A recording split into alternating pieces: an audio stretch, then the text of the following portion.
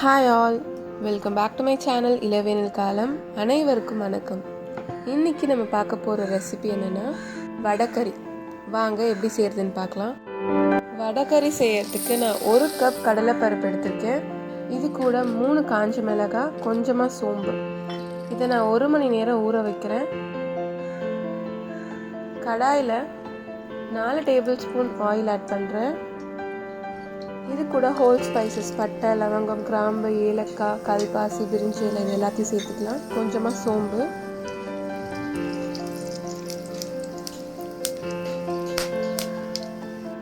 ஒரு பச்சை மிளகாய் நறுக்கிட்டு சேர்த்துருக்கேன்.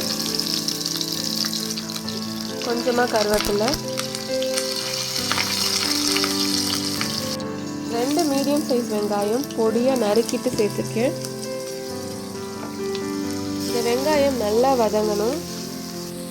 நல்லா கோல்டன் ப்ரௌன் கலர் வர வரைக்கும் வதங்கணும்.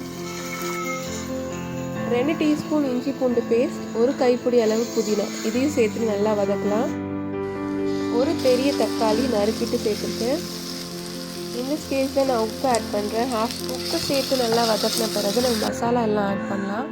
1/4 டீஸ்பூன் மஞ்சள் தூள், 1 teaspoon Kashmir red chilli powder, 1 teaspoon தனி மிளகாய் தூள், 2 டீஸ்பூன் தனியாத்தூள். இது எல்லாத்தையும் சேர்த்து நல்லா மிக்ஸ் பண்ணலாம். கொஞ்சமாக தண்ணி ஆட் பண்ணிவிட்டு நான் வதக்குறேன். நல்லா இந்த மசாலா எல்லாம் ஒரு சேர கலந்து வந்த பிறகு 2 கப் தண்ணி ஆட் பண்ணுறேன். தண்ணி ஆட் பண்ணிவிட்டு அது கொதிக்கட்டும். இப்போ நம்ம ஊற வச்ச கடலைப்பருப்பை மிக்சியில் சேர்த்துட்டு நல்லா அரைச்சி எடுத்து வச்சுக்கலாம். கொஞ்சமாக உப்பு சேர்த்துட்டு அரைக்கிறேன். இது நல்லா வடை மாவு பக்குவத்துக்கு நம்ம அரைச்சிக்கலாம். பார்த்திங்கன்னா தெரியும், இந்த மாதிரி நம்ம அரைச்சிட்டு இதை நம்ம ஸ்டீம் பண்ண போகிறோம். இட்லி தட்டில் எல்லாத்தையும் நான் உதிர்த்துட்டு சேர்க்குறேன். இதை ஒரு 10 நிமிஷத்துக்கு நம்ம ஸ்டீம் பண்ணால் கரெக்டாக இருக்கும். இந்த கிரேவி நல்லா கொதி வர ஆரம்பிச்சிருச்சு. இந்த ஸ்டேஜில் நம்ம ஸ்டீம் பண்ணி வச்சுருந்த கடலைப்பருப்பு எல்லாத்தையும் உதிர்த்துட்டு நம்ம இதில் சேர்க்கலாம்.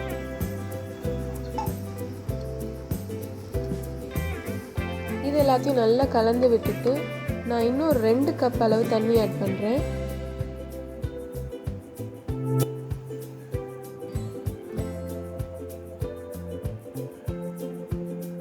கொஞ்சமாக கொத்தமல்லி சேர்த்துட்டு மூடி போட்டு சிம்மில் ஒரு 10 நிமிஷம் கொதிக்க விடணும். இப்போ ஓப்பன் பண்ணி பார்த்தோம்னா அருமையான வடைக்கறி நமக்கு ரெடி ஆயிடுச்சு. கொஞ்சமாக கரம் மசாலா சேர்த்துட்டு நான் இதை கலந்து விடுறேன். இந்த கிரேவி நல்லா திக்காயிடுச்சு. யூஸ்வலாக இட்லி தோசைக்கு நம்ம வடைக்கறியை காம்போவாக ட்ரை பண்ணுவோம். பட் நான் இன்னைக்கு இடியாப்பத்துக்கு கூட இதை காம்போவாக ட்ரை பண்ணியிருக்கேன்.